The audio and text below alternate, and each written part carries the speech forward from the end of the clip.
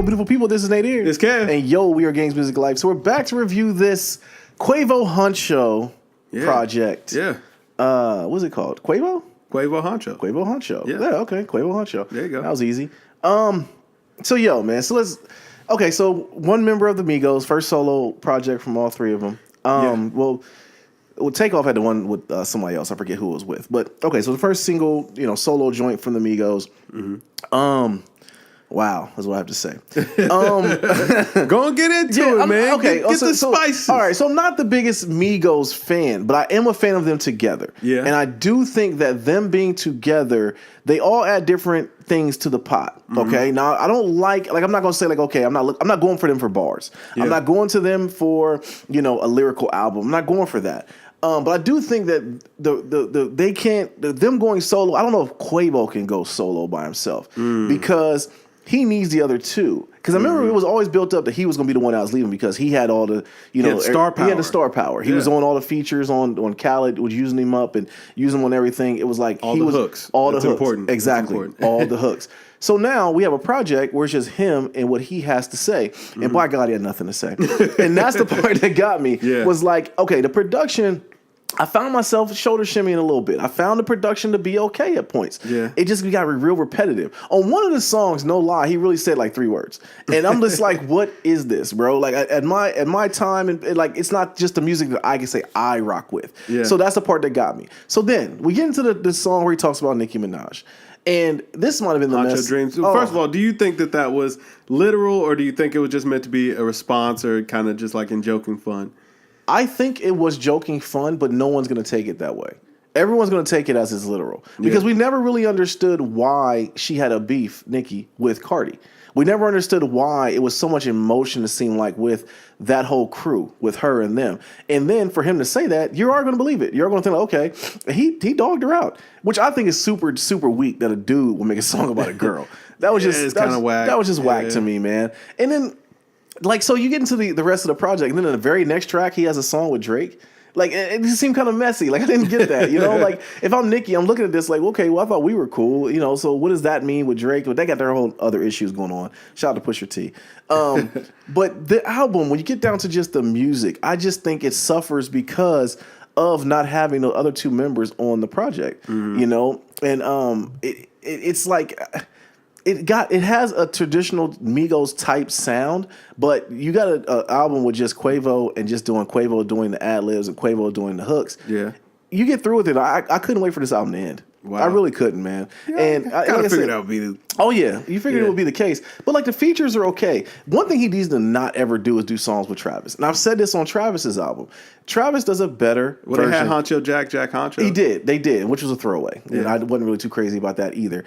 But especially on this project, because Travis comes through, and I don't know if he paid for the better machine or something, but he sounded more clear. It just sounded more, just whatever, because Travis is a high energy act, where QUAVO comes off like trying to be cool. And I don't think that the way if you're going to try to do a Travis impersonation, do it all. Jump around, get the braids, get the gold, everything. Just don't try to be the cool, laid back cat and then talk about absolutely nothing. So what do you think, bro?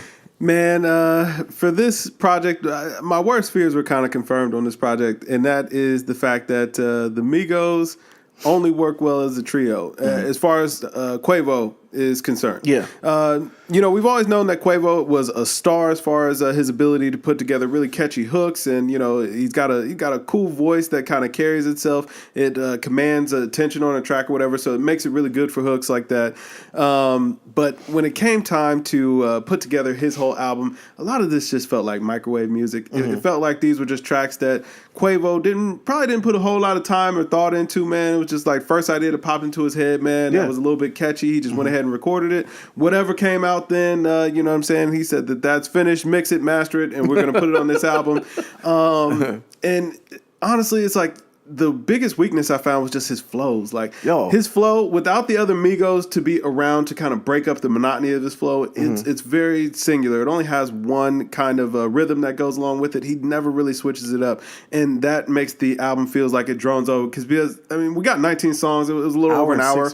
Yeah, a little over an hour. And it just, after a while, it just kind of wears on you. Now, that's not to say that there aren't jams on here. There were a couple songs that I did enjoy. First of all, I got to ask, did Malcolm X's people actually cleared that soundbite sample because I don't know that you know what I'm saying that was Malcolm's message, right? What he gave off on Forget 12, but that's whatever.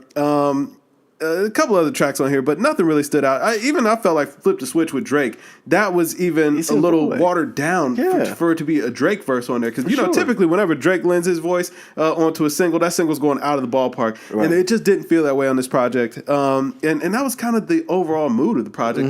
Very just forgettable. Not a lot of meat on the bones on any of these tracks or whatever. The saving grace was all of the features that are on here because it's like every other song has a feature on this album. And that honestly saved him just because it breaks up the monotony of Quavo's voice and his flow because it's not very engaging. Right. You know what I'm saying? 21, I thought he was at least funny to come on the track on here. Drake, he was cool. Saweetie, I thought she was all right. I really liked it when Takeoff came on Keep That Stuff. Offset's his verse on Forget 12, I like that. Lil Baby, I thought was cool on here. Kid Cudi was a bit of a surprise, but I did like his contributions.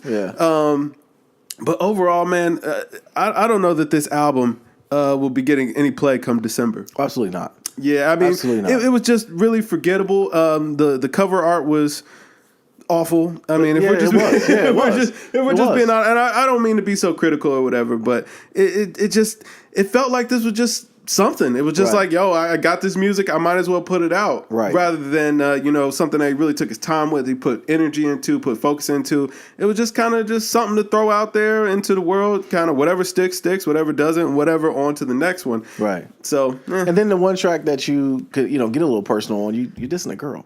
Like, that was the most creative track on the whole album, though. I mean, at least it had a kind of a concept or whatever. Because I mean, Forget 12, it was like, it kind of feels like it has a concept, but then not really. It was I don't know. Right. I don't know. 67. Well, yeah.